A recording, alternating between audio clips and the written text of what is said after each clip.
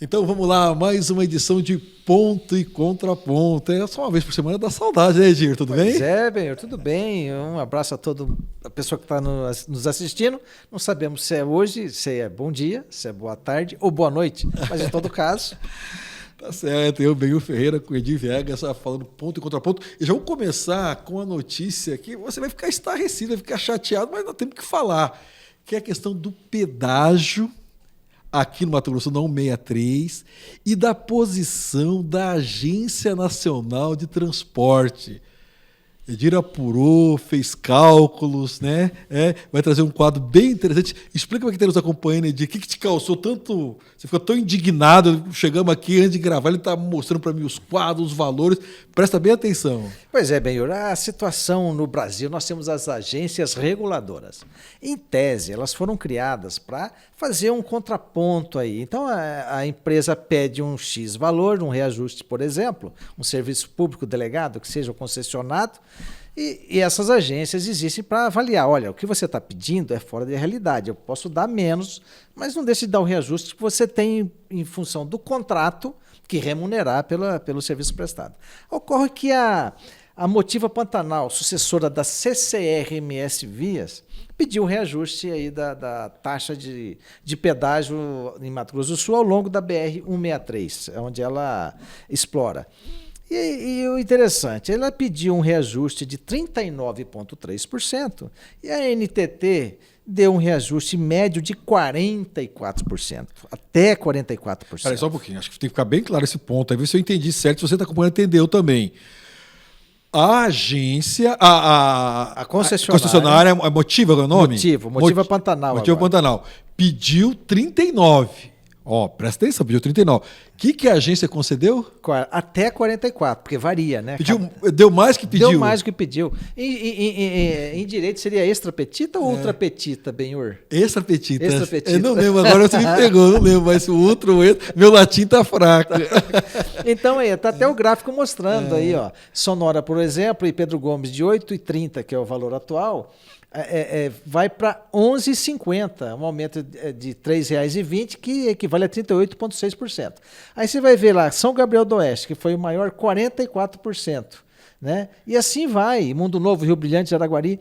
Ou seja, o cidadão, ao invés de ele contar com a agência, para ele ter uma proteção, né? E vamos citar outras agências aqui para quem nos ouve ter ideia do que isso significa. A Agência Nacional de Saúde, por exemplo, a ANS, é que estabelece os valores de reajustes dos planos de saúde. E essa é uma guerra eterna, a gente acompanha a cada ano o judiciário determina a inclusão de várias especialidades para atender cirurgia e fica daquela queda de braço. E a ANS até agora, ela tem se comportado de maneira a ficar do lado do consumidor. A NTT aqui não, aqui ela demonstra clara que ela está do lado do empresário, o que é um absurdo. Agora, o problema é que são agências com mandato, né? Então você não pode mexer. Então o governo fala, olha, nós vamos fazer uma política de transporte assim, assim, assado. Vem a agência define o valor, um índice, e não se pode fazer nada em cima disso. É o mesmo caso, por exemplo, para ser mais didático ainda, Banco Central, autonomia do Banco Central. Então o governo quer baixar a taxa de juros para o Brasil continuar, poder crescer, para as famílias saírem do endividamento, mas veio o Banco Central falando, não, a taxa vai ficar em 15% e pronto. Vai ter seus argumentos evidentes, não são convincentes, mas tem. É a mesma coisa aqui dessa agência. Né? Fica aí lamentável, Benhor. A gente tem que conviver com esse tipo de coisa, né? Isso é absurdo. E você tocou num ponto que, só para recuperar um pouco, essa ideia das agências foi uma maneira seguinte, olha, vamos descentralizar o serviço prestado pelo Estado, o Estado não precisa prestar diretamente esse serviço, vamos criar agências que possam fazer com que esse serviço prestado seja de acordo ou não extrapole, que o empresário tenha o justo valor, a remuneração pelo serviço prestado, mas que o consumidor não seja prejudicado. Então, essa é a ideia. Exato. O que se comenta, eu confesso para você que eu não tenho informações para se concorda ou não, que algumas agências acabam sendo capturadas pelo mercado e acabam muitas vezes um pouco, você colocou aqui, e parece que esse caso aqui é um caso muito explícito, clássico, né? Onde a agência age mais pensando no empresário do que no consumidor. Obviamente que ela tem que buscar um equilíbrio. Aqui ninguém está propondo almoço grátis. Manter uma rodovia tem um custo. Agora, e no caso do 63, nós somos traumatizados, né, Edir? Essa história da duplicação, pô, a gente, né? E tem um detalhe aí, bem interessante. Vamos imaginar que você vai percorrer a 163 aqui no estado, em todas as praças de pedágio onde atua a Motiva Pantanal. Então, se a NTT concedesse o reajuste solicitado, o cidadão iria gastar, por exemplo, R$80 para percorrer todas as praças de pedágio. De Mundo Novo a Sonora. Isso, a Sonora. Com o índice dado pela NTT, ele vai pagar 122. Que dá um aumento de... Ali, 52,7 acumulado ali, no primeiro quadro ali. Né? E lembrando que a Motiva Pantanal ela é sucessora da CCR-MS Via, que faturou aqui no estado durante anos, não cumpriu com o contrato, que era a duplicação de vários trechos da BR-63. Mesmo assim, ela foi premiada, mudou o CNPJ, mudou o nome e venceu o leilão para continuar como terceirizada aí, no processo de privatização da rodovia 163. E o mais interessante, Benhur, a Assembleia Legislativa ensaiou uma reação na época, mas não saiu do ensaio, porque não se falou mais nisso, também não vimos uma posição mais firme do governo do estado, de cobrar isso aí do governo federal, do Ministério dos Transportes. Como assim? Eu pego uma companhia que vem para cá, privatiza, fatura, não cumpre o contrato, sai, e de repente ela volta com um novo nome, com um novo contrato? Como assim?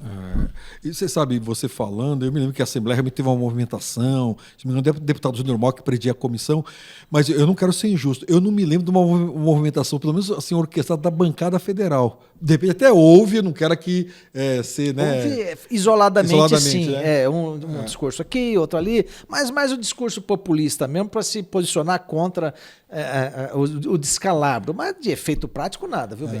Mas é importante lembrar que isso não entrou em vigor ainda, né? Não entrou em vigor ainda, então há esperança ainda que possa se negociar um preço justo. Vamos mudar de assunto, Edir? Vamos sim. Vamos falar o que agora?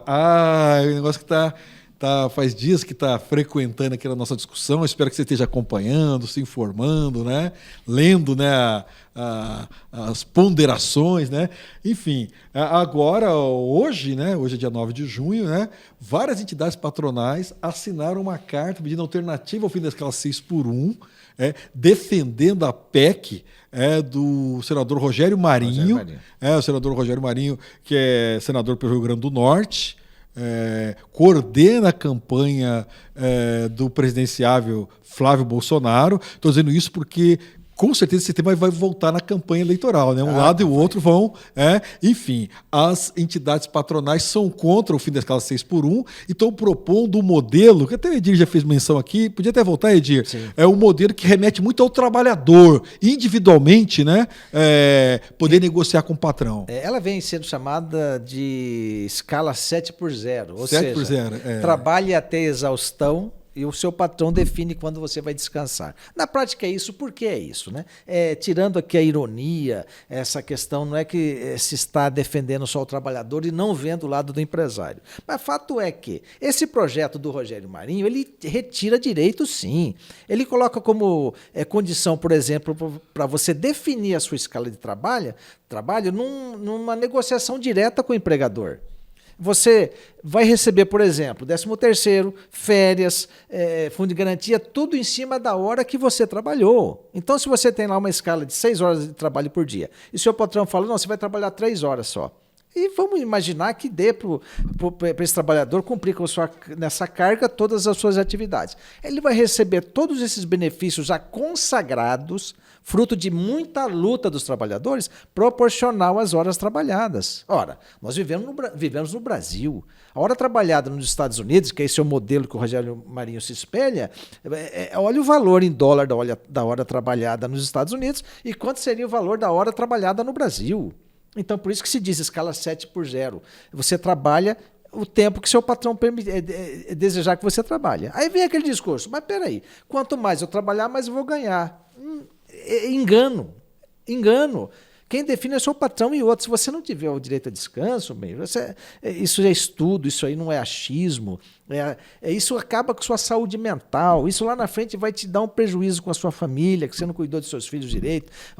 Você vai corre o risco de acabar o seu casamento porque você não teve tempo nem para curtir um final de semana com sua esposa. E no futuro, quando você precisar, tá tranquilo, você tá pendurado no SUS tratando da sua saúde mental. E você tocou num ponto, eu não vou lembrar, é até antigo, uma pesquisa mostrando, Edir, a questão, eu não sei se era bem esse título, mas do desempenho sexual do trabalhador ou trabalhadora.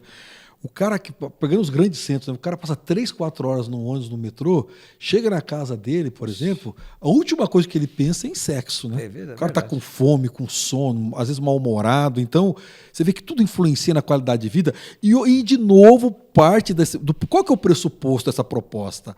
É daquele liberalismo clássico, né? Que imagina que as classes sociais concorrem em pé de igualdade. É o mito burguês, aí burguês no sentido histórico, né, da igualdade formal. Olha, todo mundo é igual perante a lei.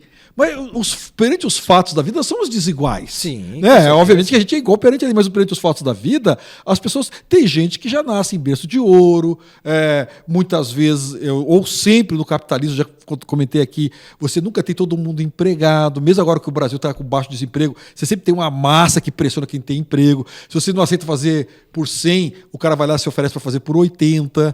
Então, essa história de remeter para a pessoa, dá a impressão que está dando autonomia. Na verdade, a meu ver, tem que tomar muito cuidado, porque, primeiro, você tem que garantir direitos clássicos. Até Sim. porque tem uma doutrina no direito constitucional que veda o retrocesso. Você pode não avançar no direito fundamental, mas você não pode retroceder.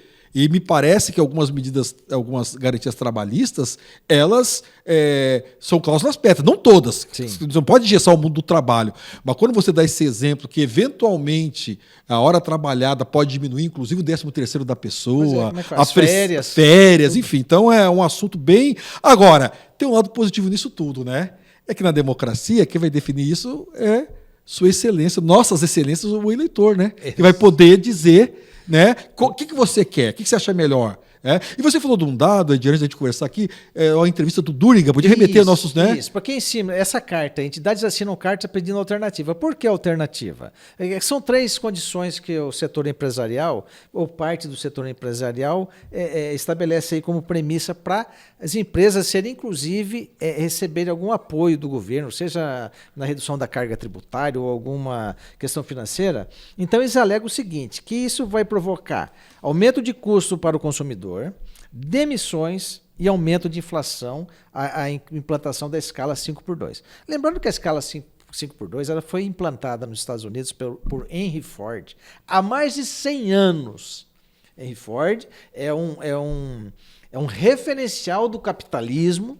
Né? E lá, 100 anos atrás, ele falou, gente, a escala era 6x1, ele colocou 5x2. E até hoje é assim nos Estados Unidos, nas companhias da Ford. Então, no Brasil tem essa questão, vai repassar para o consumidor? Mas isso é evidente que vai repassar. Aliás, alguém imagina que no mundo capitalista a empresa vai funcionar por altruísmo? Lógico que vai passar. Tudo é repassado para o consumidor. Então, isso me parece que é um argumento um pouco frágil. Agora, vamos ao que disse hoje o Dário Duriga, que é o ministro da Fazenda, numa entrevista ao UOL, na manhã desta terça-feira. Ele disse o seguinte, todos os setores da economia brasileira, primários, secundários e terciários, setores do agronegócio, indústria e serviços em geral, todos esses setores já têm a maioria dos seus trabalhadores na escala 5x2, e não na 6x1. Ele cita números aqui. A cada 10 empregados, 7 já estão na escala 5x2. 30% a minoria na 6x1. E quem são os trabalhadores que formam a minoria? Negros e mulheres não alfabetizados ou semi-analfabetizados, ou seja, quem teve uma condição de estudar, de fazer um curso superior, está na escala 5x2 faz tempo. Quem está lá na base, que é o caixa do supermercado, repositor de mercadoria, o que faz trabalho para sal, atende de farmácia, esse está lá na escala 5x2. Se eu, da 6x1, se eu coloco essa massa, que é 30%, na 5x2, será que vai ter tanto impacto assim? Mas você, muito interessante, você sempre traz um ângulo para a gente analisar, para além da questão econômica, a questão política, né? Porque se eu não priorizo a base da pirâmide, o trabalhador mais desqualificado, e não é por culpa dele, né? Sim. Obviamente que o indivíduo tem que se esforçar aquela coisa toda, mas nós sabemos, eu tive uma vez uma funcionária, meus filhos eram pequenos, era a 5ª geração de empregada doméstica. Ela foi a primeira que rompeu, tanto é que ela deixou o trabalho, carteira assinada, e foi trabalhar não no âmbito doméstico, né? Porque eu percebi que para a autoestima dela romper com esse ciclo. E quando você aponta esses 30% de trabalhadores pretos, pardos, mulheres, né? Justamente, e sem contar, se a gente for pegar a questão da mulher, regaça, né? Porque a gente sabe da dupla, da tripla jornada das mulheres. Tem mais trabalho que o homem. Como ainda na nossa cultura está mudando, na nossa cultura, a educação dos filhos, ir para a escola, mulheres chefiando o lar, né? Quantas mulheres têm que dar conta disso, dos afazeres do dia a dia? Insisto, aqui e acolá você vê mudança, mas do ponto de vista estrutural, o trabalho da mulher é muito maior. O acesso que nós, homens, temos ao lazer é muito maior. Sim, você vê dia de jogo, dia de não sei o quê, né? A pescaria com os amigos, né? Enfim, coisas que cada vez mais tem que ser comum à humanidade, né? O lazer, o sair, aquela coisa toda. Então, muito interessante essa questão da... Agora tem outra matéria que mostra... Não sei se já... olha aqui, ó. O fim da 6x1 e tarifaço de Trump mostra a importância de fiscais do trabalho. O que diz essa matéria de uma maneira resumida? O Brasil, deixa eu só para não errar nos números aqui, Edir, o Brasil tem, o Brasil tem 2.500 fiscais do trabalho. É um número muito pequeno, né? 2.700. Sabe para quantos milhões de trabalhadores, Benhor? Para quantos? 39,4 com carteira assinada. Imagina, 2.700 fiscais de trabalho. É muito abaixo do que recomenda a OIT, a Organização Internacional do Trabalho. E aí está sendo feito um alerta seguinte: se você não tiver fiscal do trabalho para ver essa questão da jornada 5x2, se for aprovada, você pode realmente não implementar esse direito. E também eles fazem menção à questão, aí porque por estar figurando do Trump, o Trump, além daquela tarifa de 25% aplicada ao Brasil, ele quer aplicar uma de 12% sobre a alegação que o Brasil tem trabalho análogo à escravidão, que o Brasil compra de países que têm trabalho forçado. Eu não vou lembrar do número, Edir, mas é impressionante que os americanos compram muito maior de países. E o Brasil, claro, tem trabalho análogo à escravidão, mas o Brasil tem combatido isso. Sim, ele tem combatido. É claro, é inimaginável em pleno século XXI, e às vezes setores que tem muito dinheiro, né? Às vezes quando você pega em Mato Grosso do Sul, ainda bem que é uma minoria, mas você pega a fazenda com trabalho análogo à escravidão. O agronegócio tem muito ainda. Você tem, nós vamos ter, inclusive, dia 20, uma ação ligada aos bolivianos. Você tem tráfico de bolivianos para São Paulo, trabalhar na indústria têxtil análogo à escravidão. Então, o Brasil reconhece o problema, tem enfrentado, só que a matéria diz que tem que aumentar a fiscalização, para enfrentar esse argumento do Trump, que é um argumento que, na verdade, não procede, né? Ele quer taxar o Brasil por mais uma questão política, né? Porque a gente tem superávit com os Estados Unidos, mas também para fiscalizar essa questão da jornada de trabalho, porque uma coisa importante, a gente sempre está voltando nesse assunto aqui agora, o Brasil tem uma memória escravocrata. Essa memória escravocrata faz com que o cara ele tenha carro importado e não assina carteira. Do trabalhador. Ele reclama. Ele reclama, o bolo cresceu, o Brasil está entre as 10 economias do mundo, se não me engano, agora é até a 8ª, mas a distribuição de renda nossa é muito desigual. E você vê a dificuldade, mesmo o governo de centro-esquerda, que governa o Brasil, no caso o PT, você consegue diminuir até a miséria, mas a desigualdade ela diminuiu, mas ainda está longe do Brasil ser um país mais justo, né? Só para registrar, se o Brasil não tivesse nada com relação ao trabalho escravo, análogo à escravidão, não teríamos a lista suja do trabalho escravo, que é atualizada a cada semestre, né? E aí essa argumentação do Donald Trump ela é tão pequena, que ele usa outro argumento, Benhor, que é a questão do meio ambiente, que o Brasil não preserva as suas florestas. Só que quando ele vem com o tarifaço, ele pega dados de desmatamento do governo anterior, do governo Bolsonaro, porque caiu em 60% o desmatamento no Brasil de 2025 para cá. Então, você veja que ele tem que ter uma justificativa para o tarifaço. É simplesmente isso. Então, o Brasil atua assim. Agora, tem pouco fiscal? Lógico que tem. Você com 39 milhões de empregados com carteira assinada, fiscalizar esse universo com por 2.000 pessoas é muito pouco, né? Muito pouco mesmo. É quase que o me engana que eu gosto, né? Exatamente. Porque o ideal é que as próprias corporações, entidades de classe, patronais, também cumprisse esse papel, né? Porque você vê, é muito interessante, você pega a questão do agro, né? O agro moderno, contemporâneo, ele tem compromisso com o meio ambiente. Se não for por uma questão de, digamos assim, visão estratégica, é por uma questão de mercado, né? Porque muitas vezes a barreira sanitária, a barreira ambiental, acaba impedindo produtos brasileiros, né? Não, essa carne é proveniente de área de desmatamento, trabalho. Então você tem.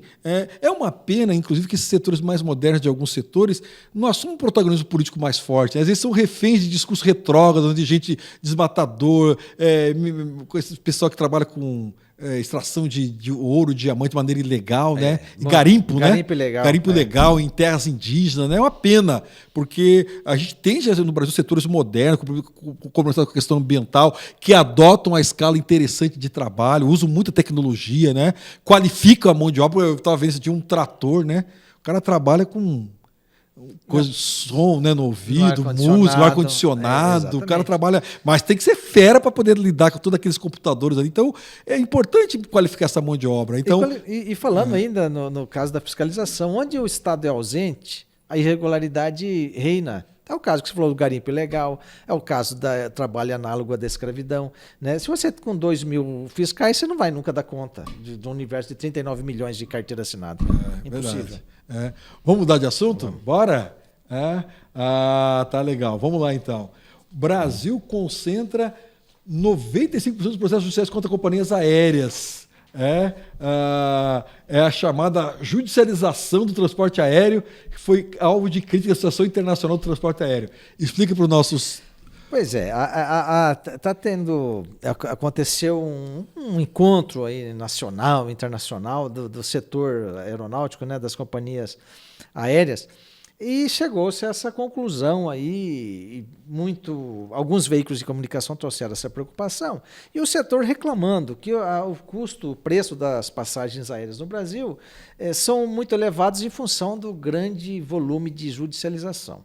Agora, é uma situação interessante porque a argumentação das empresas, ela chama atenção pelo seguinte, né, o que provoca a judicialização? Então, vamos lá. Primeiro ponto que eles colocam. As companhias são responsabilizadas por situações de atrasos e cancelamentos de voos, mas diz que provocados por fatores fora do controle das empresas, como condições climáticas adversas. Ok, vou concordar, eu estou lá, vou pousar em Cuiabá, não teve teto, o avião vai até São Paulo, vou imaginar essa situação. Ok, mas uma vez que isso foi provocado por uma questão fortuita, vamos dizer, natureza, né? Ok, então a empresa não se responsabiliza, então ela vai me deixar lá em São Paulo, agora se vira. Né? O tempo não permitiu que eu pousasse em Cuiabá, onde era seu destino, tivemos que pousar em São Paulo, agora você se vira. Então não é assim.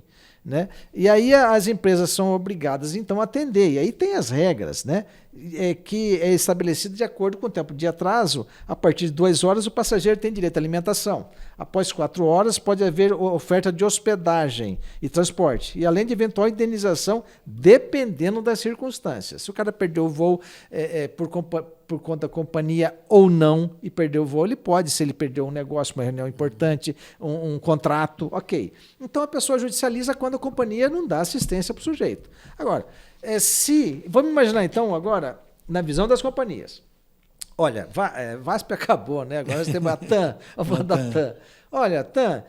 Latam agora, Latam, né? Então ele perdeu o voo porque choveu, teve uma tempestade, ok, você não tem nada a ver com isso. Eu não posso fazer nada. São Pedro que causou o infortúnio. Agora, qual negócio que não tem margem de risco? Só banco. Que me vem à memória só banco e agiota.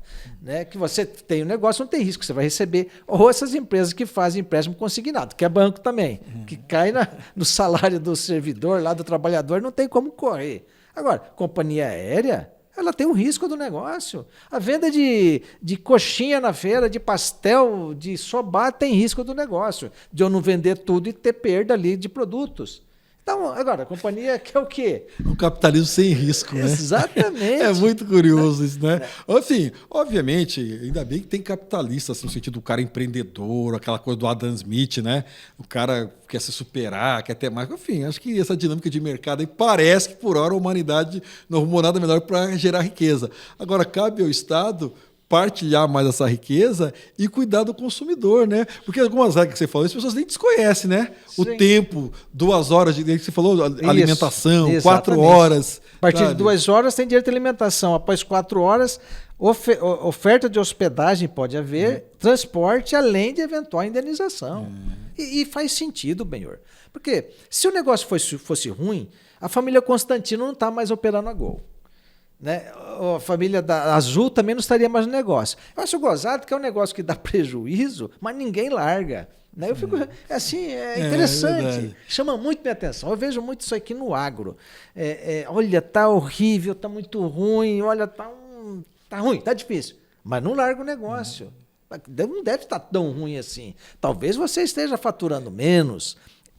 Também é um risco do negócio. As condições climáticas para o agro. Choveu demais ou seca demais. Agora tem o El Niño aí, vai ter um problema. Todo mundo vai sentir o El Niño. Vai aumentar o preço de alimento, com certeza vai. Agora, eu vou indenizar todo o setor da cadeia produtiva que teve reflexo negativo com o El Niño. E o cidadão, que é o consumidor, que também vai ter o reflexo com o preço, aumento do preço do alimento.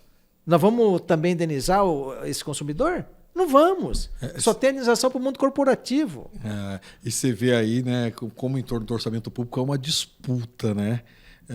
Onde que vai se gastar, com quem vai se gastar, por que vai se gastar. E quando você fala disso tudo, sempre lembrando, né? Tem algumas atividades que acho que o Estado tem mais que subsidiar mesmo, o Estado tem porque gera emprego, competitividade, mas uma coisa que a gente não pode perder de vista é que a gente não pode ter 2 pesos, 2 medidas, né? Porque eu vejo tem gente que recebe muito benefício do Estado e critica às vezes o programa social, né? Que às vezes é um valor 500, 600 reais, às vezes, né, enfim, é tão pouco diante do que alguns setores recebem, né? E muitos setores não reconhecem o papel que o Estado faz. Insisto, há mérito no empreendedorismo, há mérito na cultura. Você vê, tem gente que investe muito, né? O cara viaja, faz curso de gestor, aquela coisa toda, moderniza seus equipamentos, mas também com muito dinheiro público, né? Sim. Dinheiro público, que acho que aí a gente também tem que... Porque sempre que se fala, e é um assunto que sempre vai estar voltando aqui, em cortar gastos, faça um desafio. Pergunta o que cortar gasto, que quer que corte gasto de alguma área que ele atua. Sempre é cortar do outro, e geralmente o do pobre. Exatamente. Né? Geralmente do pobre que já tem tão pouco.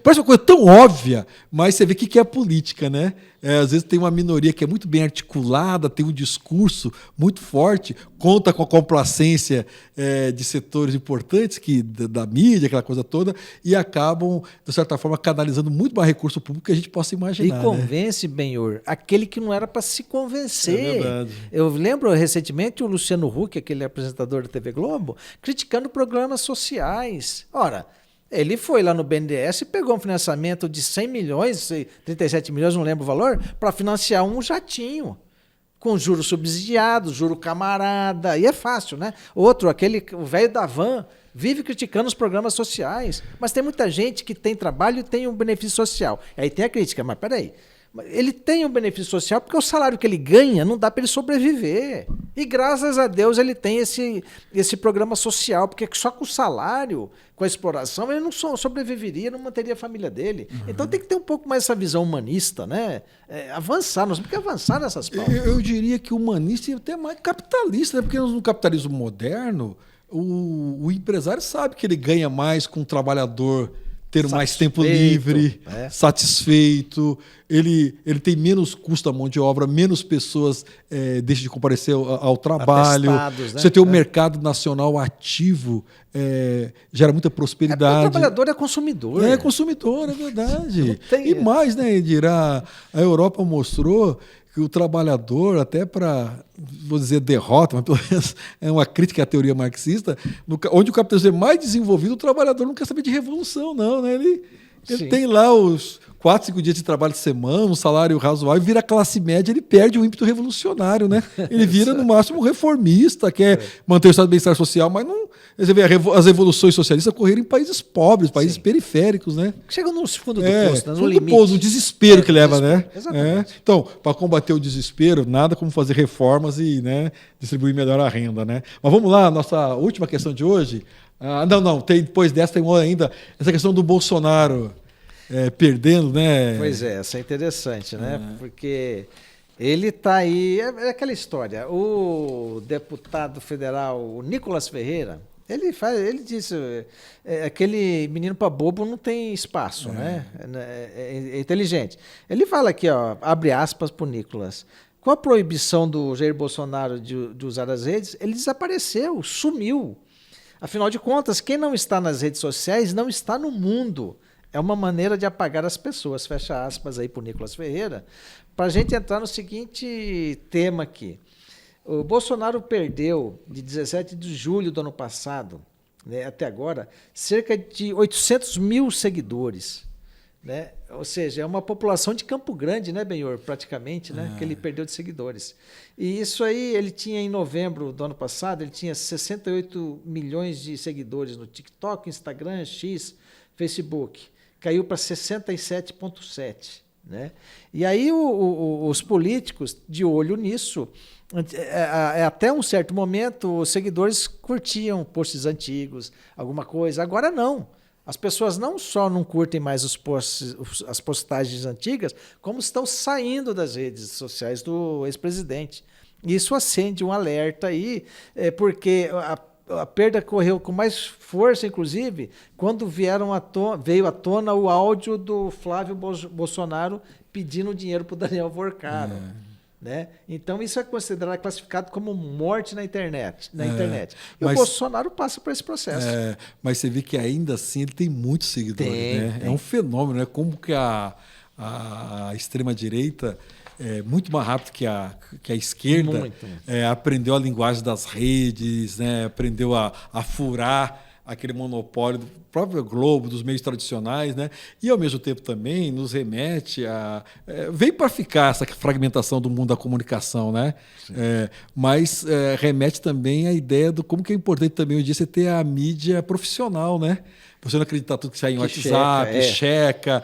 Você vê programas como esse aqui tem de debate, de opiniões, ajuda você a formar a sua própria opinião. Enfim, então, é mais democrática a comunicação, mas é mais insegura, porque tem muita gente que produz fake news e ganha dinheiro com fake news, né? O problema do fake news, além de em si, é que ele acaba gerando riqueza para alguns, né?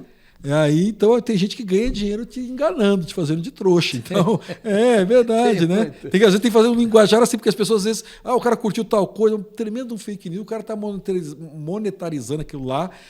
Enfim, então o Bolsonaro tem esse decréscimo, mas ainda continua tendo muitos seguidores. É que agora os seguidores dele, ele não pode acessar, ele foi condenado, então desde o ano passado ele não pode acessar as redes sociais, né? Mas aí tem um outro detalhe também. Na esteira da morte digital do Bolsonaro, vem também o desgaste do Flávio Bolsonaro. O índice da Trix de presidenciáveis, o IDP, segundo a revista Exame, que trouxe alguns números. Pela primeira vez desde dezembro de 2025, Flávio Bolsonaro perdeu a liderança do levantamento para o presidente Lula. O Lula encerrou maio com 24,45 pontos de inserção nas redes e o senador Flávio caiu para 21,78. Por quê? Em função do caso do Daniel Vorcaro. Né? Ou seja, isso aí está escalando e virando um sério problema aí para o Flávio Bolsonaro. E o Lula crescendo. E tem uma questão, a gente vai tratar semana que vem, vou ter mais. Você falou do Daniel Vorcaro, né?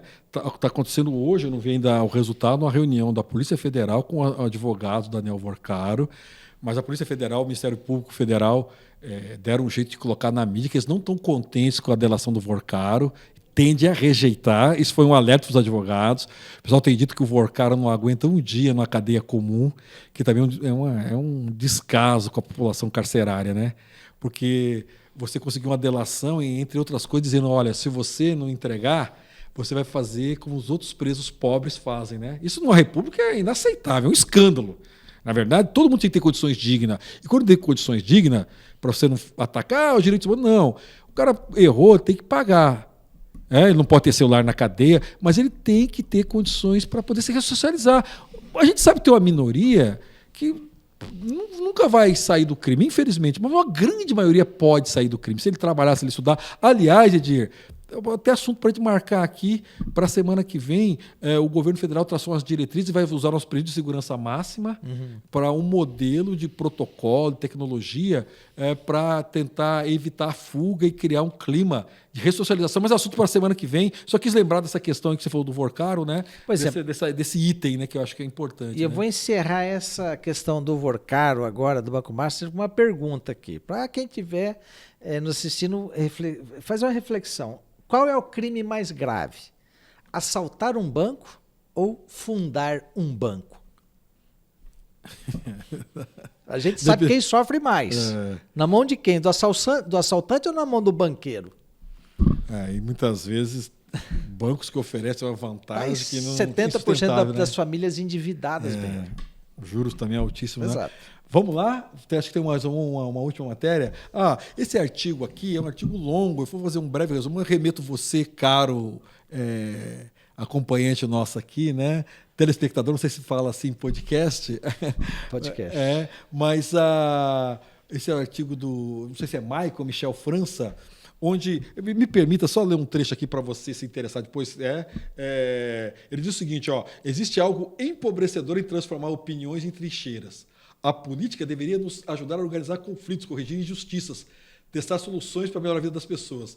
Em vez disso, virou uma máquina de absorver aliados e condenar adversários, antes mesmo que ele termine uma frase. Então ele faz uma reflexão e dizendo como que a esquerda e a direita têm que aprender a dialogar. Ele falando que as pessoas não podem ter medo de mudar de opinião. Então ele fala, olha, muitas vezes quando a esquerda fala de distribuição de renda, a direita fala, o cara não se esforçou. Muitas vezes também quando a direita fala de responsabilidade fiscal e segurança pública, a esquerda também às vezes não aceita a tese, porque a vida é coisa de direita, responsabilidade fiscal. Ele propõe um diálogo em que a gente não se entrincheire, que a gente esteja aberto.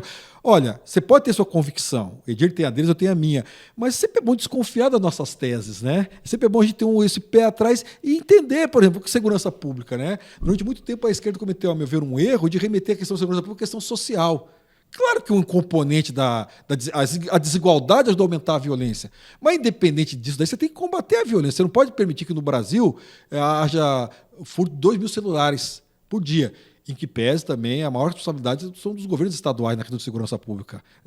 E ao mesmo tempo também, mas as pessoas têm uma sensação de segurança. Então essa agenda é uma agenda para ontem, né? Como ao mesmo tempo também, e ele diz no artigo, né, a gente tem que reconhecer que alguns programas sociais da esquerda dão certo, ajuda a criar um clima de mais paz social. Enfim, então remeto você, esse artigo saiu na UOL de hoje, na UOL de hoje, esquerda versus direita, virou disputa de cego com cego, é a pergunta que ele faz. É isso, Edir? Interessante, é isso aí. Hoje tem mais algum? Não. Já estamos. Então, eu queria agradecer imensamente a sua companhia aqui. Semana que a gente volta com mais uma edição de Ponto e Contraponto. É isso aí, Benhur. Um abraço a todos, a você e quem nos assistiu. Estaremos aí semana que vem de novo aqui na bancada.